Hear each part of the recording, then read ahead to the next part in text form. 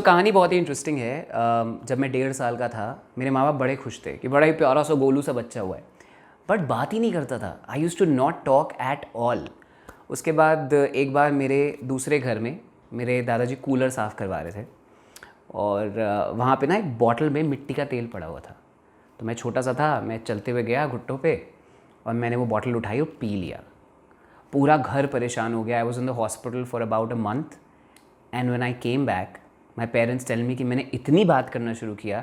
वो कहते हैं कि मेरे सारे उस तेल से मेरे सारी बॉडी के स्क्रू ढीले हो गए और मैंने बहुत सारा बात करना शुरू कर दिया। And I think that totally proves that I am in the right profession. High, my name is Kabir and I am a radio jockey. I host morning number 1 नाम का show on red FM and बहुत सारे लोग मुझे जानते हैं, बहुत सारे लोग मुझे प्यार करते हैं। If you don't know who I am, that's your problem because I love myself और ये एटीट्यूड बड़ी मुश्किल से आया है। So this thought is going to be very very honest. बिल्कुल सच बात करूँगा। I am not here to inspire anybody, I am here to tell what worked for me. और मैंने बहुत सारे कॉफ़ी शॉट्स मारे, बहुत सारा वोडका पिया, दोस्तों का सर खाया। So the one thing that's really work for me in my life I think is the power of asking. देखो, बचपन में सबको अपने अपने शौक़ होते हैं। किसी को घूमने का शौक़ होता है, किसी को शादी करने का शौक़ होता है। मुझे काम करने का बहुत शौक़ था। आई वॉज़ रियली एम्बिशियस और कॉलेज करते करते मैं बहुत सारे इंटरव्यूज़ देता था। आई रिमेंबर कि मैं ज़बरदस्ती नोएडा में मेरा कॉलेज था, वहाँ पे जाके कॉल सेंटर्स में इंटरव्यू देता था क्योंकि मुझे बात करना बहुत अच्छा लगता था। और फिर जब मुझे ऑफ़र लेटर मिल जाता तो मैं ज्वाइन नहीं करता था क्योंकि आई फील वेरी अकम्पलिश्ड कि वाह, 18 साल की उम्र में मुझे ऑफ़र लेटर मिल गया। और ये सब करते करते I work for really big media brands, चाहे वो NDTV गुड टाइम्स हो, चाहे वो वर्किंग फॉर डिस्कवरी, चाहे वो Formula 1 हो। And I had a great time. लेकिन लग रहा था कि अभी मैं वहाँ नहीं पहुँचा हूँ जहाँ मुझे पहुँचना चाहिए। लाइक जब आप किसी जगह पहुँच जाते हो जब आपको अपनापन लगता है कि like this is the place I am meant to be in. And ऐसा हुआ जब मैंने एक रेडियो स्टेशन ज्वाइन किया finally and I came to the city of Pune. मैं यहाँ किसी को नहीं जानता था। It was really really scary for me, but I reached here और 2.5 साल मैंने वहाँ काम किया, बहुत कुछ सीखा। जब फाइनली मैंने उनसे बोला कि I want to host a show and they said no, you are too young and I think हमें और मच्योर RJ चाहिए। So yeah I asked for something and I didn't get it. अब मेरा topic है power of asking और आप सोचेंगे और आप कहेंगे कि तुमने तो मांगा पर मिला नहीं। बट मुझे एक चीज़ मिली, वो थी क्लैरिटी टू मूव ऑन। और मैंने आई थिंक 2 दिन बाद ही वो जॉब से क्विट कर दिया। तो मेरे करियर की रेलगाड़ी आगे बढ़ी और आई थिंक अगला स्टेशन, जो कि काफ़ी कमाल का स्टेशन जहाँ पे मैं आज भी हूँ, वो था रेड FM। तो मैंने रेड FM ज्वाइन किया एज ए म्यूज़िक मैनेजर। अब जिन लोगों को नहीं पता है, काफ़ी लोगों को नहीं पता होगा कि एक रेडियो इंडस्ट्री में म्यूज़िक मैनेजर क्या करता है। तो आप रेडियो में जो भी गाने सुनते हैं, उन गानों को लगाने का काम म्यूज़िक मैनेजर का होता है। मेरे मन की जॉब तो नहीं थी, लेकिन ऑब्वियसली खर्चा चलाना था। 1 हफ़्ता, आई am not kidding, I think ये क्रिएटिव लोगों के साथ बहुत ज़्यादा होता है कि उनके मन का काम ना हो तो बिल्कुल उनको कोफ्त आने लगती है। और 1 हफ़्ते में मैं इतना बोर हो गया था, मेरा बिल्कुल मन नहीं लग रहा था। I was like what am I doing with my life. और मेरी बॉस को तो ऐसा लगता था कि ये सबसे ज़्यादा आलसी, कामचोर और लेज़ी आदमी है। और ऐसे कुछ टाइम चलता रहा और अचानक मुझे ऑफिस में एक गॉसिप सुनाई दी। गॉसिप क्या थी कि शीला की शादी हो रही थी। नहीं, गॉसिप ये थी कि मेरी कंपनी जो है वो रात के शो के लिए एक होस्ट ढूंढ रही थी। बेसिकली एन RJ जो कि रात का शो कर सके लाइव। तो 3-4 महीने की कड़ी मेहनत के बाद #red, that was the name of my show, was ready, जो कि था पुणे का इकलौता live night show. I was really excited but बहुत नर्वस था क्योंकि अब पुरानी जॉब की इनसिक्योरिटीज़ भी तो थी। जिन्होंने मुझे कहा था कि तुम बहुत यंग हो, तुम्हारी आवाज़ बहुत यंग है, तुम शायद नहीं पुल ऑफ कर पाओगे, फलाना ढिमकाना। And finally I got the show that I wanted to do. अब हम सब ने रात के शो सुने हैं, काफ़ी फेमस होते हैं रात के शो। एंड बेसिकली क्या होते हैं, प्यार के बारे में, फ़िलॉसफी, शायरी। लेकिन ये जो मेरा शो था, ये पूरा ठरकी शो था। मतलब इश्क मोहब्बत की बातें होती थी, बट वैसी वाली बहुत बातें होती थी और किसेस होती थी, आई लव यू होता था। And this show became a rage. इस तरह की कॉल्स आती थी कि मैं क्या बताऊं। एंड एक 26 साल के लड़के को और क्या चाहिए। मुझे पैसे मिल रहे थे, मुझे मेरे मन का काम मिल रहा था, मुझे फेम मिल रहा था और मुझे मिल रहा था ढेर सारा अटेंशन। मतलब वो शो इतना हिट हो गया कि लड़कियां जो हैं पूरे देश से मुझसे मिलने आती थी, और एक लड़की ने तो मेरे नाम का अपनी गर्दन पे परमानेंट टैटू बना लिया था। मैं काफ़ी घबरा गया था और मैंने उसके बारे में शो पे बात भी करी। बट इतना कुछ क्यों हुआ? एक म्यूज़िक मैनेजर की पोजीशन से नाइट जॉक की पोजीशन तक, एक ऐसी कंपनी जिसने मुझे कहा कि तुम्हारी आवाज़ बहुत पतली है या तुम नहीं कर पाओगे या तुम बहुत यंग हो, टू गेटिंग अ शो जो कि एक साल में इतना पॉपुलर हो गया। मुझे याद है कि एक लड़की आई थिंक पुणे में ट्रैवल कर रही थी कहीं, and she called me and she used to actually stay in Nagpur, और आज भी हम टच में हैं इंस्टाग्राम के थ्रू। और उसने अपने माँ बाप को दोनों को खो दिया था, and she was going through depression. She heard that show and she shifted to Pune. और आज कभी भी इंस्टाग्राम पे बात होती है या कुछ भी ऐसा होता है, या उसके मॉम डैड की डेथ एनिवर्सरी होती है, and she messages me and she always says that it's because of you I came out of depression. So I think उस शो में ना मैंने अपनी आत्मा निकाल के रख दी थी, क्योंकि एक तो ये भी होता है कि आपको अपने आप को प्रूव करने की जो चाह होती है, स्पेशली यंग एज में। अभी भी मैं यंग ही हूँ, I am just 29, but when you are 23, 24 you really want to prove yourself. और ये सब जो हुआ जहाँ पे मुझे बिल्कुल वो चीज़ नहीं दी जा रही थी जो मुझे चाहिए थी, टू वो मिल जाना जो मैंने उम्मीद भी नहीं करी थी। I think power of asking, अगर मैं अपनी बॉस से नहीं बोलता या उन्हें नहीं पूछता कि क्या मैं ये शो कर सकता हूँ, तो शायद ये कभी हो ही नहीं पाता। So now the point is कि 26 साल की उम्र में मुझे अटेंशन मिल रहा था, फेम मिल रहा था, पैसा मिल रहा था, प्यार मिल रहा था, लोगों की ज़िंदगियाँ भी बदल रहा था। I was very happy, timing भी बड़ा अच्छा था। रात में अपना यंग लोग तो जगते ही हैं, सो बार बार मैं ये क्यों बोल रहा हूँ यंग लोग, मैं यंग हूँ। But I didn't stop asking, because I think there is an amazing power in asking. और अगर आगे बढ़ें तो रात का 1:30 बज रहा था और मेरा शो ख़त्म हुआ था। कहानी यहाँ से शुरू होती है कि हमारा जो मॉर्निंग जॉक था, मॉर्निंग शो होता है जो प्राइम टाइम शो होता है, the flagship show of any radio station, उसके बहुत ही पॉपुलर जॉक ने क्विट कर दिया था, और कंपनी जो है was looking for a morning Jacques.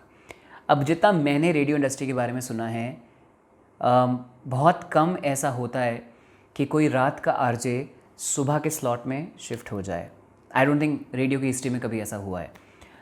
But रात में 1:30 बजे एक दिन, पता नहीं मैं कौन सी सनक में था, उसको सनक ही बोलूँगा because I don't know if today I can do that. मैंने रात में 1:30 बजे अपनी फ़ीमेल बॉस को कॉल किया, और she picked up, obviously panic, saying 1:30 बजे क्या हो गया। एंड आई टोल्ड हर मैं क्यों नहीं कर सकता मॉर्निंग शो, मुझ में क्या कमी, मैं पॉपुलर हूँ। And she was like okay. उन्होंने हंसी में बात टाल दी, उन्होंने बोला सुबह बात करेंगे। और next day we sat down, we spoke about it. बहुत सारी ईमेल्स हुई, बहुत सारी चीज़ें हुई। अब पता नहीं उस समय मुझ में उतना मॉर्निंग शो करने लायक टैलेंट था कि नहीं था, पर मुझ में जोश बहुत था, और मुझ में खुद के ऊपर बहुत बिलीव थी। और इसी को बोलते हैं शायद पावर ऑफ आस्किंग, बिकॉज मैंने ये चीज़ मांगी, और जो कि हिस्ट्री में कभी नहीं हुआ है वो हुआ। And I started hosting the morning show on red FM Pune, which is the prime time show. और इसके बाद जो हुआ वो तो शायद पिक्चरों में भी शायद नहीं होता है। शो की शुरुआत हुई, कैंपेन हुआ, सब कुछ हो गया। अब हर इंडस्ट्री में अवार्ड फंक्शंस होते हैं, और रेडियो में एक अवार्ड फंक्शन होता है। वैसे तो बहुत सारे अवार्ड फंक्शंस होते हैं, लेकिन one thing which is really like the Oscar of radio is India radio forum. बहुत ही ऑनर्ड, बहुत ही इम्पॉर्टेंट अवार्ड होता है, और इसमें पूरे भारत देश से जितने भी रेडियो स्टेशंस हैं, उसके जितने भी आरजेज़ हैं, जितने भी कैंपेन्स हुए हैं, सोच लीजिए कितनी सारी एंट्रीज़ होंगी, उसमें मेरी एंट्री गई RJ of the year, RJ of the country, यानी कि पूरे भारत देश में बेस्ट आरजे। एंट्री तो चली गई। अब कोई एक्सपीरियंस नहीं था, उम्मीद नहीं थी, शो को सिर्फ 6 महीने हुए थे। एंड जब रिज़ल्ट आया, वी वर रियली एक्साइटेड, क्योंकि हमने एंट्रीज़ भेजी थी, लड़ झगड़ के ये भी भेजो वो भी भेजो, सब कुछ किया था। एंड जब रिज़ल्ट आया तो मुझे पता चला that I became the best RJ in the whole country. I started crying, I am not kidding. मुझे आज भी याद है, उस दिन घर में कोई नहीं था, मैं था और मेरे साथ मेरा कुत्ता था, और मैंने उसको इतनी ज़ोर से हक किया। एंड जब वो अवार्ड आया तो उससे पहले मैंने एक चीज़ करी थी। मेरे पास एक बॉक्स है जो आज भी मेरी अलमारी में रखा रहता है। मैंने उसमें चिट लिखी थी, best RJ of the country, और वो चिट उसमें डाली थी। And this is the power of asking the universe. आप लोगों से तो मांगते हैं, लेकिन कभी कभी आप कुछ ऐसा यूनिवर्स से मांगते हैं और उसे छोड़ देते हैं और उसे ट्रैवल करने देते हैं और मेहनत करते हैं उसके लिए, एंड फाइनली वो आपका हो जाता है। लेकिन इनसिक्योरिटी जो है वो हम सबके अंदर है।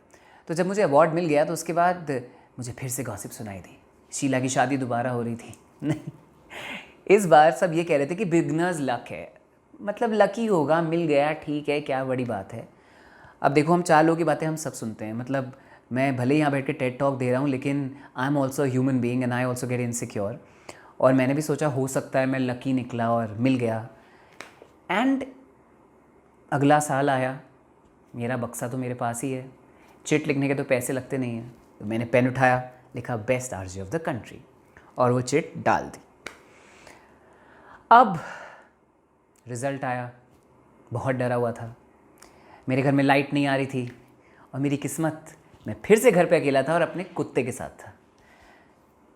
रिज़ल्ट जब आया तो मिला मुझे best RJ of the country with 11 other awards. And this time it was not like कि लक चल गया, किस्मत अच्छी है, you know, and all of that. This was one, the power of asking, and second, बहुत सारे लोग आपको बहुत कुछ बोलेंगे कि तुम ये नहीं कर सकते, बहुत सारा शोर होगा आपके अगल बगल, लेकिन अगर आप अपने काम को कायदे से, तरीके से और हार्डवर्क से करोगे और कंसिस्टेंसी से करोगे, तो आई थिंक आप जो भी मांगोगे आपको वो मिलेगा। जब आप मीडिया में काम करते हो ना, ऑब्वियसली सबको ऐसा लगता है कि मीडिया मतलब ग्लैमर, पार्टीज़ होती है, मतलब ये तो पूरे टाइम बस पार्टी करते हैं, दारू पीते हैं, कपड़े पहनते हैं, इनका यही काम है। But I think when you want to make a difference, you use your medium in the best way possible. और जब मॉर्निंग शो हम करते हैं, और कितना कुछ अचीव किया यार, अगर सोचने पे जाएं तो हमने एक बार एक रेडियो एक्टिव डिवाइस ढूंढा था, रेडियो पे अनाउंसमेंट करके। हमने एक आदमी को जिसने कोल्हापुर की बाढ़ में अपना घर खो दिया, उसे घर बना के दिया। तो ये ऐसी बहुत सारी चीज़ें करी, लेकिन एक सपना, ये मतलब बाबूजी का सपने जैसा सपना था। एंड मेरे बहुत सारे फ्रेंड्स हैं, and they belong to the LGBTQI+ community.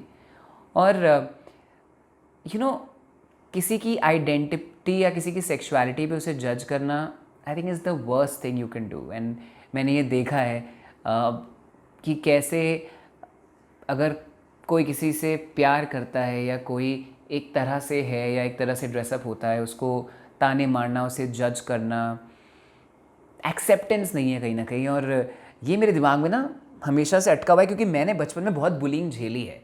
और बुलिंग जो है ये हमेशा आपके साथ कभी ना कभी, कहीं ना कहीं यू नो आपके साथ रहती है और आपको छोड़ती नहीं है। And I really wanted to you know have a show for the LGBTQI community. सपना देखा था, काफ़ी बड़ा सपना था, because radio has always been a traditional medium. And I don't know, now things have changed obviously, but उस time ऐसा नहीं था। And I still remember you know Supreme Court का एपिक जजमेंट, आर्टिकल 377 को डिक्रिमिनलाइज़ किया और बोला homosexuality is no more crime. And I ran to my boss again. I think my boss is a pillar for me, because जब भी कोई idea होता है तो मैं दौड़ते हुए जाता हूँ, बोलता है ये करते हैं। And we spoke about it, and या इस बात को 1.5 साल हो गए हैं। एंड हर फ्राइडे लेकर आते हैं इंडिया का एक लौता, yes, the only LGBTQI+ radio show called rainbow diaries with Mandy and Kabir. And उसका पॉडकास्ट भी है, जो कि हर मतलब बोलते ना बेस्ट पॉडकास्ट ऐप पे है। इतने सारे you know apps pay feature हो चुका है, हमें इतनी सारी जगहों पे बुलाया गया है because of the effort that we are taking for the LGBTQI community. और इस पूरे पॉडकास्ट से मैंने सिर्फ कम्युनिटी के बारे में नहीं, पर अपने बारे में बहुत कुछ सीखा है। दैट एक्सेप्टेंस जो है ये बहुत बड़ी चीज़ होती है। आपकी कोई भी सेक्सुअलिटी हो, आप कैसे भी हो, लेकिन I think being kind to each other and accepting each other is very very important. So अब तक आई थिंक तुम्हें समझ में आ गया कि power of asking has really worked for me. हर इंसान के कुछ बेसिक से सपने होते हैं, पैसा कमाना, फेमस हो जाना, लोगों का प्यार पाना, टेड टॉक देना, विच इज़ लाइक कि मैंने लाइफ में कुछ तो अचीव कर लिया है। एक सपना और होता है, और ये मुझे दिया प्राजक्ता कोहली, मोस्टली सेन को तो सभी जानते हैं। तो एक दिन मैंने इंस्टाग्राम पे उसका पोस्ट देखा 30 अंडर 30, और मैं मांगने में तो शर्माता नहीं हूँ, तो मैंने चिट लिखी कबीर 30 अंडर 30, और वो चिट डाल दी।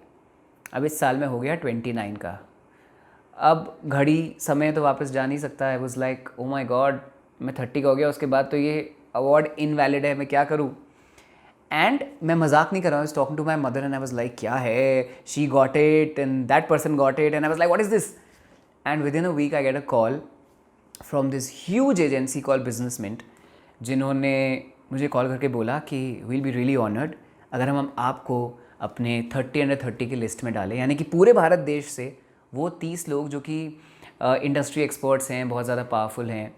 एंड आई वाज लाइक नेकी और पूछ पूछ प्लीज़। एंड यस, उसके बाद ट्रॉफ़ी मेरे पास आई एंड जो मैंने मांगा था वो पूरा हुआ। I got the award of 30 under 30 in the entire country and I मुझे 30 साल का होने में अब सिर्फ 3 महीने बाकी है and it was surreal. So yeah I mean I don't know what to say. ये इतने सारे इंसिडेंट्स हैं मेरी लाइफ के, कुछ इमोशनल हैं, कुछ क्यूट हैं, कुछ स्टुपिड हैं। तो इस पूरी कहानी का तात्पर्य ये है कि बचपन में ना मैं बहुत सारे डिबेट्स में पार्टिसिपेट करता था, क्लासेस मिस करने के लिए भी, चलो यहाँ चला गया वहाँ चला गया तो टीचर बोलेगी क्लास में नहीं है, कोई बात नहीं। एंड मेरी हिंदी मेरे डैड जितनी अच्छी नहीं है, सो वो मुझे हमेशा लिख के देते थे कि ये शायरी बोल दो और मुझे उससे अवार्ड मिल जाता था। तो एक मेरे दिमाग में हमेशा रह गई दिस वन शेर that my dad told me and मैं इस शो पे बहुत बार बोलता हूँ, विच इज़ गिरते हैं घुड़सवार मैदान जंग में, गिरते हैं घुड़सवार मैदान जंग में, वो तिफ़्ल क्या गिरेंगे जो घुटनों के बल चला करते हैं। So the point is that अगर आप घोड़े पे बैठेंगे ही नहीं तो आप रेस जीतेंगे कैसे, और आप गिरेंगे कैसे, और आपको पता कैसे चलेगा कि आप वहाँ तक पहुँच पाएंगे या नहीं पहुँच पाएंगे। सो द पॉइंट इज़ जब तक आप पूछेंगे नहीं तब तक आपको पता कैसे चलेगा कि वो चीज़ आपको मिलेगी या नहीं मिलेगी। जब तक आप पूछेंगे नहीं तब तक आपको क्लैरिटी कैसे मिलेगी। सो आई थिंक ये शेर और ये जो पावर है आस्किंग की, इसने मेरा हमेशा साथ दिया है और आई होप आगे भी देती रहे। So yeah I would just tell you that please ask, शर्माओ मत, डरो मत, घबराओ मत, पूछो, क्योंकि पूछने से कुछ मिले ना मिले क्लैरिटी और सुकून ज़रूर मिल जाएगा। बाय।